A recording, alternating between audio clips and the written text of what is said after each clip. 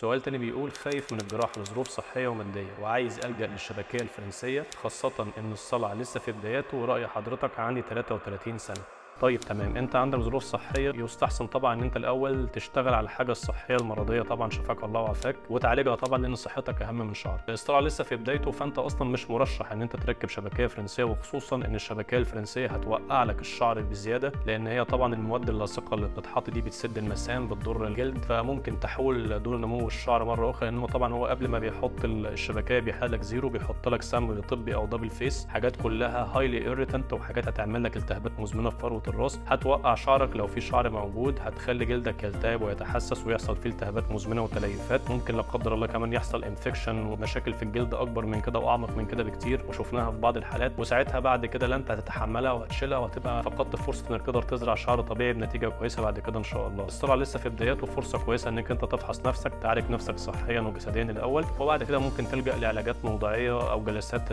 تتحقن في البصيلات عشان خاطر تحافظ على استقرار الصلع عند المرحله في البدايات، او ممكن باذن الله لو الموضوع لسه في اوله نقدر نلحقه ونعالجه ونرجع الشعر باذن الله، ونسيطر عليه بالعلاج لحد ما سيادتك تتعالج ويبقى معاك ان شاء الله القدره الماديه.